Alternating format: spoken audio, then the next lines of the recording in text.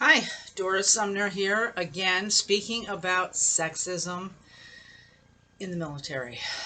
So I was watching Nora O'Donnell's CBS report on, military sexual trauma, and I do appreciate the 18-month investigative reporting that went into that four-part series, which gave them about 15 minutes of airtime. And the Secretary of Army coming out and saying, well, this is a subject, this is a topic that we're taking seriously, and we're going to do something about it by December 8th, I think he said. What are you going to do about it? That's my pushback on that. This topic has been around for decades and decades, but especially since 2012 and the documentary The Invisible War. So 8 years, and this is still a serious problem. I was 13 years as an equal opportunity and diversity manager for a small hometown guard, Vermont National Guard, and witnessed the bias and the sexist attitudes that play into a lot of the reasons why there is a high prevalence of sexual assault, sexual harassment, and gender discrimination, especially in the responses to these offenses. And I know they happen to men too. And the sexism is a problem for men too. It is not just a problem for women. The problem is the lack of gender equality in the command positions of our Department of Defense. The Marines, the Air Force, the Navy, the Guard, Army, active duty Army, it's still male majority, and it shouldn't be. The defense of our nation is an American job, not a man's job. And we cannot recruit, retain, and promote more women because the organization is sexist at its core. And it sounds harsh, it sounds anti-patriotic, but I am anything but anti-patriotic. Sometimes my husband says that I speak with this anger about the subject, and it is because I am angry.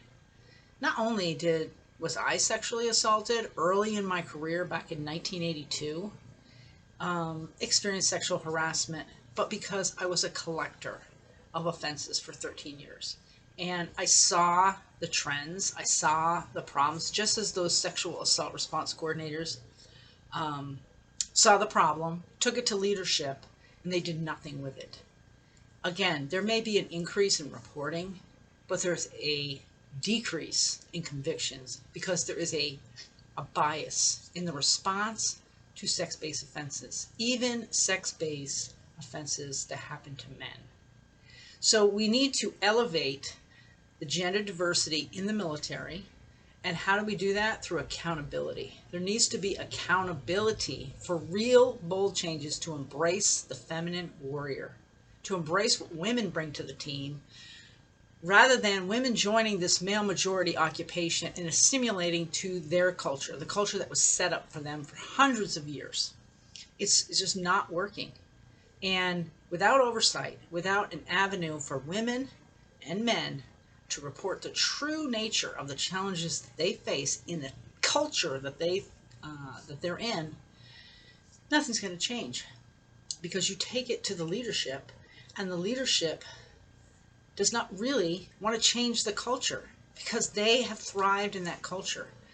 On my website, it's allaboutego.com, so many videos, so many articles, and a powerful poem that I wrote, The Light of My Shadow Box, about how women not only have to be competent and be competitive to thrive in the military, but we also have to manage sexism.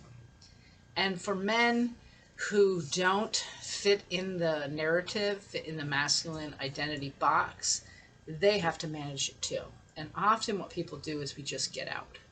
So the lack of the recruiting market for the military is not a lack of courage or patriotism.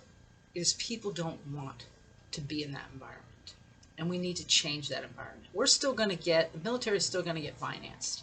The military is still going to accomplish the mission because there are so many great professional, competent professionals there. But within that context, there's a cancerous attitude of sexism that somehow masculine is superior to feminine, and it's hurting us all. So I'm glad that Nora O'Donnell and CBS had the resources to do an 18-month investigation to talk about horrendous violations that happen to these military sexual trauma survivors. But every guard across the 50 states and territories in the United States has those tragedies too. And we don't have a reporter to go to, because if anybody goes, that you're in the military and you go to a reporter, they're not going to write it, they're not going to publish it, because they don't want to be seen as anti-patriotic. But even if they do, they're only going to do it when it's sensational. Okay, after a lot of resources have been put into validating the allegations. So it's not as easy putting truth to power individually in these guard units. So the beat goes on, and people continue to get hurt, discriminated against, and the efficiency of our military is lacking. So I hope the Secretary of the Army has some big plan of how he's going to change the culture of the military. But it is my belief that in order to combat sexism, in order to eradicate the high prevalence of sex-based offenses and discrimination in the military and how we respond to crimes, sexual assault, we need to increase the representation of women in the units at all levels and in all occupations. So yeah, they don't like the word affirmative action, but we need to be bold and embrace feminine and start diversifying the power core of the military. And I believe that as much as Alice Paul believed that women should have the right to vote. And until we do that, the culture of the military is going to continue to do the harm that it's doing. And I am proud of the military. I am proud of the United States Department of Defense and all the great things we do. But I am not proud of the continued sexism that plagues the military and harms warriors, all warriors, both men and women. I hope somebody's listening. Thank you.